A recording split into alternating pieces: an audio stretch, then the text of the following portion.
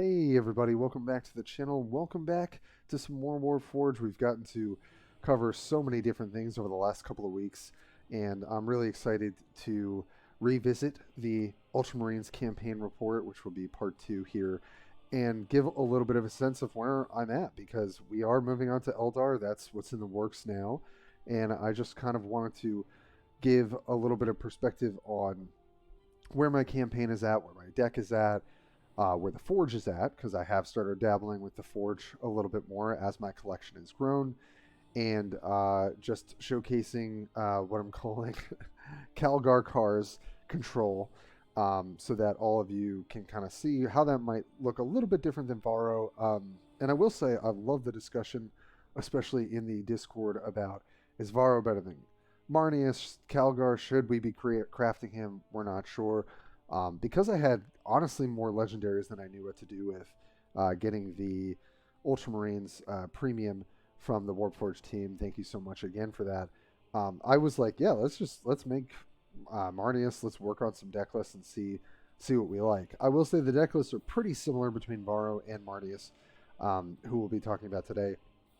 But I've kind of liked just testing which leader I find to be better, and I'm always a little bit surprised by how much that 5 health pool can make quite a difference. But before I get into any of that, as always, thank you all for sticking with me on the channel. I appreciate all the support. We've had so many new subscribers over the last couple of weeks, and we are, I think, less than 50 away from hitting 500, which is a big benchmark for creators here at YouTube, and then 1,000, obviously so on and so forth. But thank you all for being here and showing your support. It really does make a huge difference and just keeps me motivated to keep coming back. So let's check in on where we're at with the Ultramarines. As you can see, we have unlocked some stuff for the Eldar. We've got our 3 leaders here because I did want to craft both Varro and Marnius. And if we just look at Ultramarines for now, this is where my collection is at. And I'll try and scroll a little slowly here. We also have 4. I still have not broken. I'm holding fast with these 4 epic wild cards. I will probably use them some point, but for now I've been having a good time either on ranked ladder, or I've been drafting a lot more, and I'll be bringing that to you guys as soon as I can. I will say it's taking me a while to get a bit of a hang for it. Some of the drafts feel like train wrecks, some of them feel like incredible, but then my opponent also has an incredible one, so I think there's still a little bit more to learn about that format, but I've enjoyed playing that, and I hope you guys are too, because it is really fun, and it helps you get to know the cards a lot better. But yeah, this is kind of where we're at. We did, I think we opened Battle Supremacy, as well as, I think, another Legendary, which was very lucky in some all-army packs. But super happy with the Stern Guard Sergeant. I did craft Antaro Kronos. I don't think that this card's like terribly necessary, but I do want to try more of like a vehicle-centric deck, and I was like, well, I still have another Legendary that I got spotted through the premium campaign, so might as well make that and Marnius. Still missing plenty of stuff. We also opened Primaris Impulsor. We didn't have to craft that, so I'll probably pick up the second one in the campaign tree pretty soon. Yeah, and then we've got our Hive Factory defense card in Orbital Bombardment in the offense category because you have to unlock that through the Forge. So that's where we're at with that. Let's take a look at our campaigns and rewards. So if we go to Ultramarines. So I did do what I said I was going to do, which was race all the way to the end. And by the time I got to here, we definitely had a very serviceable deck. Now I'm probably going to go back, especially, and grab Primaris Impulsor here so I don't have to craft it. And then I think I have 2 Inceptors now. I could be wrong, but I'll probably pick... no, I already got that one, rather. Maybe I'll pick up the Dreadnought there. And Death from Above, I think, is an excellent card. That's actually maybe a better purchase to get sooner. And then we've still got a Wilds card that we can pick up here. We've got Crystal, Gem Nodes. So the more I've been thinking about it, I think being able to have that guaranteed pack is pretty solid. But also, like, as you just kind of make your way through and pick up as many packs, I think, and as many good cards for your deck as possible, like, you can just probably double back and, like, here, I'll get 2 booster packs. for 1,000, right? I can't keep reclaiming them. That's kind of why my idea was like to go all the way here and then double back. I'm still figuring out if that is the right move, but I've definitely had plenty of cards by the time I got here, so I've felt pretty good about that. So that is generally where we're at in the campaign. So not a lot has changed in the sense of like we reached the end, we're growing our collection, and then we'll probably go back and snag a few more. Where are we at in the Forge? So just by having that level of collection, we got to Forge level 4, which was pretty easy. So you get your defense card, which you get every time you're on defense. That is excellent. That's just an added card in your hand. We're getting an epic wild card, a pack, and one of the first offense cards. So even though I basically stopped Ultramarine progress to move on to Eldar, and obviously I still want to do plenty of them, you get pretty far pretty quickly, especially if you get extra rares and extra epics if you hit them. So the Forge, I would say, like once you've kind of gone through like your main progression with the campaign and grown your collection enough, now you'll start to be able to get into the Forge more. And you can also buy cards in the card shop and use those to Forge, right? So I actually picked up 2 copies of the Spirit Seer just to feed them into the Forge and get a couple levels there for my Eldar. So we're still early stages for Eldar. I haven't gotten to play a ton recently, so that's why my progression has slowed a little bit. Multiplayer, we're not super high up either. I've just been like slowly grinding here and there, but I've been having a lot of fun with it. And since we're already here, why don't we just talk about what the deck is doing? So, in an ideal world, I think I should probably be running 2 Tactical Insight. This card is just the only way to trigger Codex twice, and it really, especially when you can always use your ephemeral, Warlord ability. It's just a great card to have, and I think having 2 of it is probably the right move. Octavio Infiltrator, I think, is probably one of the most important rares to craft as Ultramarine. It's just so cheap and perfectly combines with any of your ranged flank cards to basically just have a free kill spell and 2 bodies afterwards. So if you do not have this card, it makes a huge difference. Firstborn, probably one of the better 2 drops to be playing. Good 3 health breakpoint. I definitely should have 2 of this, and I'll probably work on getting that myself. 2 Point Blank, just solid card advantage, 2 damage, draw a card. Company Bike, I've been happy to play. It is also a vehicle, so it gets discounted in the deck, so that's been very nice. Armored Support, sorry, still going through the allergies and all that with these weather changes in New York City. Armored Support got nerfed. Still feeling like it's probably good enough because it's just going to fill your hand with something that you can discount later, especially if you draw your Battlefield Supremacy. So you can search out the Armored Support first, then Battlefield Supremacy, reduce it by 1 again, and then obviously draw a vehicle from your deck. So I think these are still, like, synergy-wise pretty decent, Armored Support and Battlefield Supremacy, so we're giving that a shot. Also, I love the art on this card. Primaris Inceptor, just one of the better flank recruits to have, so you should definitely be playing it alongside. I'll just skip ahead here. Inceptor Sergeant, they're just such good ability to control the board with these sorts of flank recruits. Stern Guard Sergeant, again, 2 damage is random. It can hit their face, but when it hits recruits, it feels excellent. And when you can trigger it multiple times, it also feels pretty nice. So definitely really happy with that. We're running into our Cronus. I do think that he's still pretty decent. His stats are pretty solid. And then you have the ability to get a bit of advantage with vehicles that get flanked when they come into play. You also are getting Spear McCrag. So I think in the mid and late game, he can be a really solid card. Not necessary, I don't think, but still solid. Still only have my 1 Honor Guard. I'd probably be playing 2 if I had it. Primaris Chaplain, I just don't have a great replacement for it right now, so we're running it. Sergeant Electus, I actually just recently got, and I'd probably be running 2 of it. I mean, just Blind is so good in a deck where you have some of the best flank ranged units like in the game. So I would definitely be playing that. Storm Raven, I think you probably want to play 2. Right now I only have 1, and I don't have any Death from Aboves yet, so I think that's also going to really improve the deck. I probably won't be running Apothecary Polixis at that point, but he's still fine. Still a fine 5-drop. Inspired Retribution, just, you need it. It's unconditional removal. It's great. We'll be running 2 Primaris Impulsor when we pick that up for sure. Premier Judiciaire, we've got 2 of, and is just one of the best ways to start turning the game. When you land it and get that free stun, and then you just start, sort of comboing and re-triggering Codex over and over again. Scepter Sergeant, like I said, just such a house.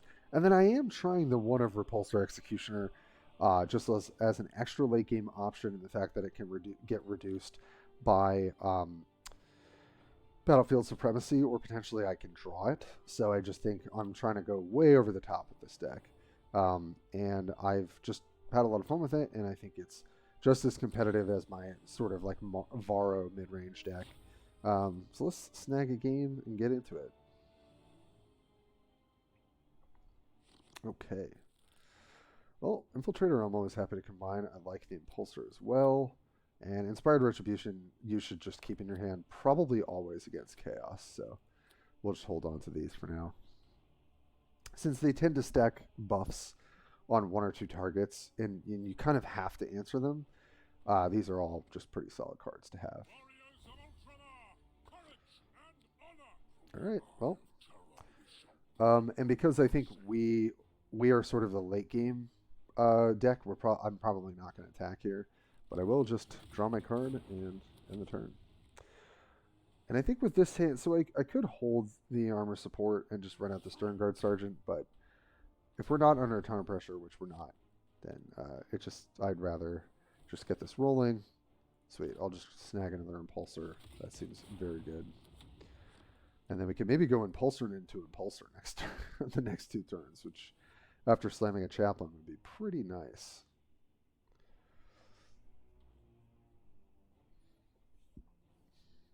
We'll see what Mr. Abaddon does over here. But I'm liking our position so far. We've got Retribution for, any sort of beefy units that are coming out. And we can kind of go wide with Impulsor if we get multiple triggers. So, yep. Camouflage with the health makes sense. Got another armored support, but now I think we're definitely going to start fighting for the board a little bit here. So I'm just going to slam the Impulsor, get that unit. The next turn it probably will just be another Impulsor, but we also have the option to do Chaplain into Infiltrator or Stern Guard into our draw card. But I think now is a good time to start establishing a little bit of a board presence. So they have the potential to clear this Impulsor, right, by giving this a buff. But we'll still maybe have this Intercessor to stick around. Right, when an enemy dies, gain a Dark Pact of Blood. Okay, so they can definitely kill the Intercessor pretty easily. Oh, okay. Yep. Can be able to clear the Impulsor. Fair enough, fair enough. We'll be able to clear this unit very easily, so that's okay. And they basically, they used a Mark of Chaos that didn't have much value to be able to clear it. So it was a little bit of a 2-for-1 there.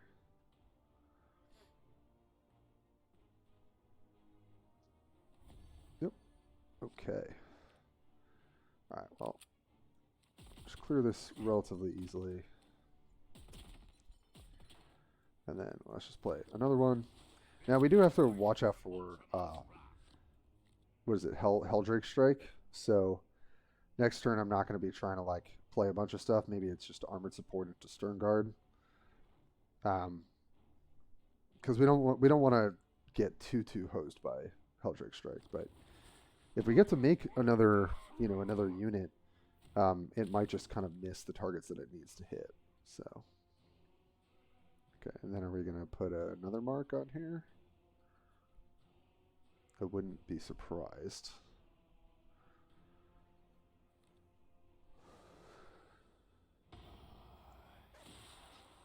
Yep. Okay. Well, it's a little beefier, but actually this might be a good time. So what can we do? Can an Infiltrator... It's a blank into armored support. Or we could go even wider. We could go...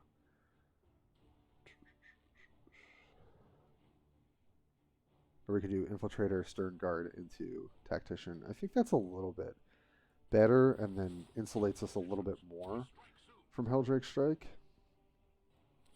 So let's do this. Clear those. And then we can, yeah, Stern Guard. And let's Tactician. Get that 2 damage.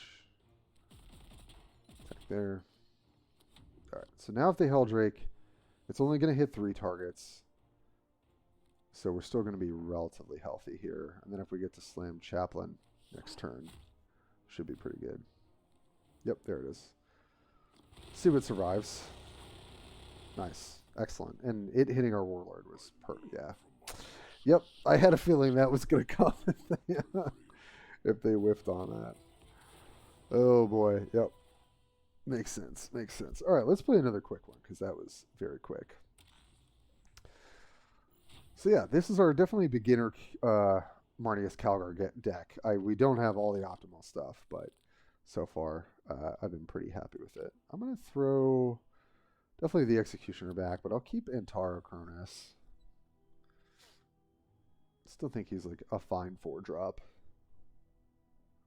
in general for the Ultramarines. Just kind of a 4-drop with upside. Nice. Then we get our defense card here. High Factory, which is really good. So they're going to go wide with Broke Face Ripa and just probably do some Green Horde shenanigans. So this could be tough if we don't control the board, but hopefully we will. Okay, Bomb Squig, sure. I think I'll probably just draw my card this turn and move about my business. Okay, there's the Executioner. Don't love to see that this early. It's not really good for this matchup. Like I said, 10 drops are a little sketchy in your deck, but I kind of wanted to try it with some of the vehicle synergies that we have. So maybe not super optimal. All right. What you gonna do, Mr. Orc Face Ripa? Okay, here come the Grots.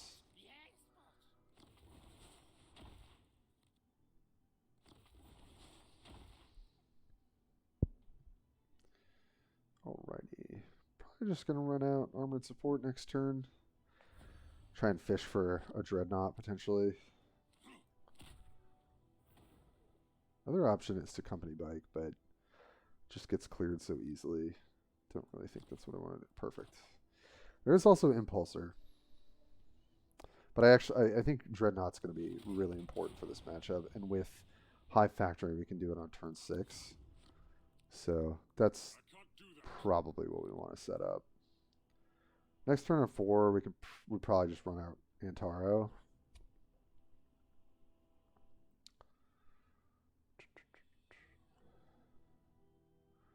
See what our opponent does this turn.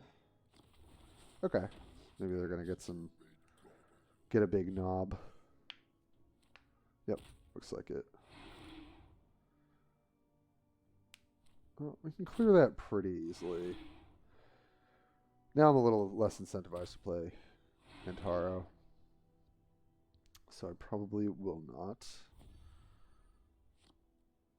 Okay, there is Inceptor.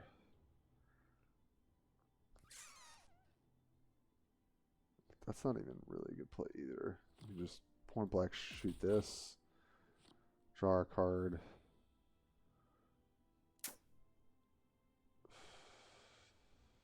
Now do we Inceptor? Or do we just play our Company Bike?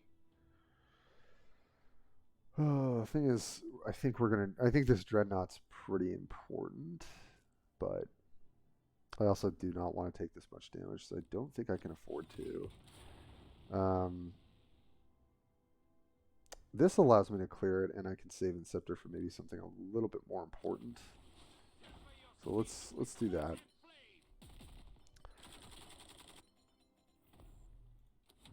We definitely just want to stay healthy here. So as much as I want to run out the Dreadnought ahead of schedule, I think it's important for me to try and clear there.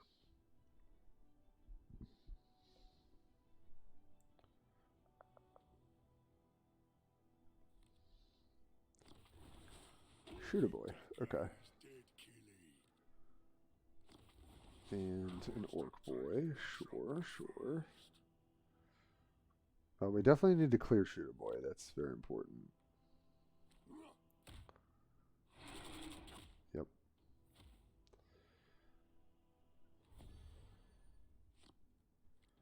Ooh, Infiltrator. Yeah, I like that. Let's just, although we could Codex this turn. I mean, this is just such an efficient removal spell. So we'll do that.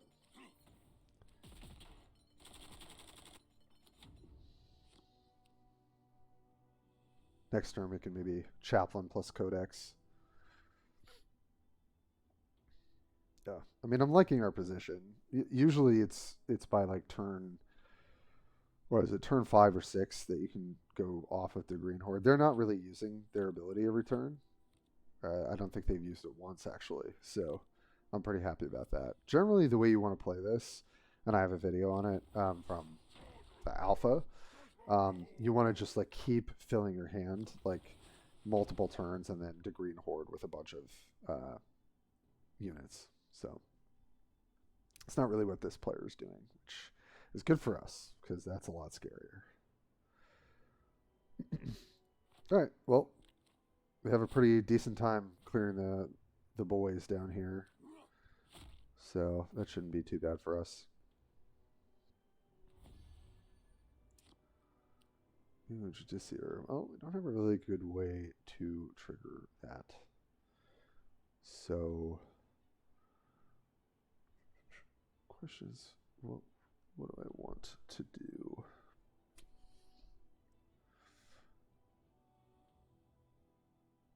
Yeah, I think probably just the.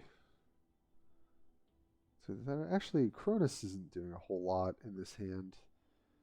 And if he does live, then we get the value off of Redemptor. So I think that's fine.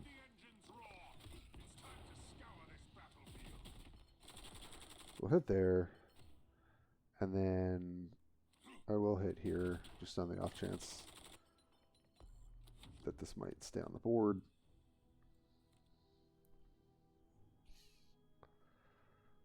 And we'll see what our opponent's doing, but feeling pretty good, I would say, for our spot. We've got Dreadnought next turn. I mean, we have plenty of things we could do next turn. And then from there, eventually we'll get to the Repulsor, and that should be good enough to close things out. Okay, more Hornhound Boy. Yeah, that's okay. I can live with that.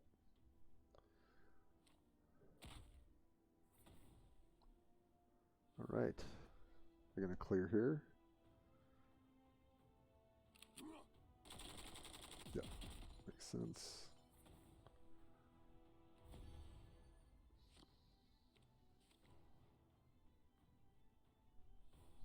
So how would I like to do this? I actually think I like doing this a little bit more.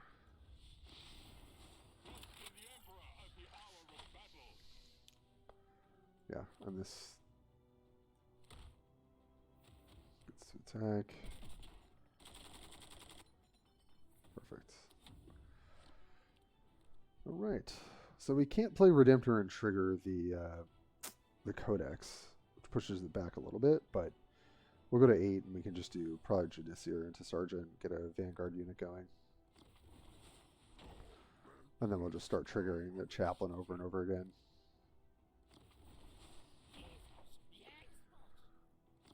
We'll clear as many Grots as we can next turn. Actually, we might just clear the Banner Knob as well. Imagine we're going to go here. Zantaro gives us some value. Yeah, makes sense.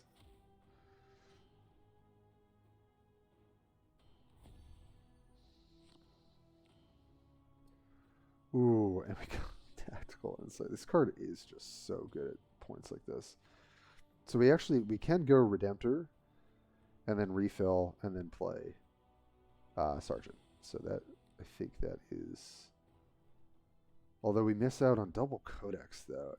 This is a little too juicy, I think, to not do. So we should probably clear at least one. Let's do this first. All right, let's trigger some Codex here. Okay, and then let's re-trigger.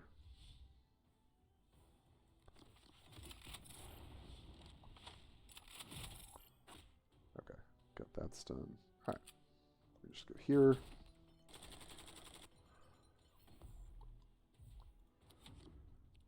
And that should be pretty good to close things out. I mean, they can't really clear any recruits, any units here, I don't think.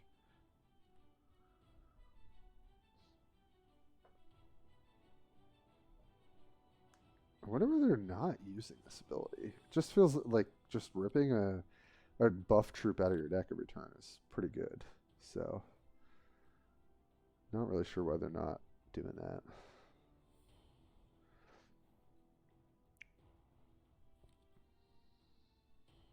Okay. Gain 5. There you go. The Red Wah. I love it. The Red Wah, and then there's the Green Horde. Good times.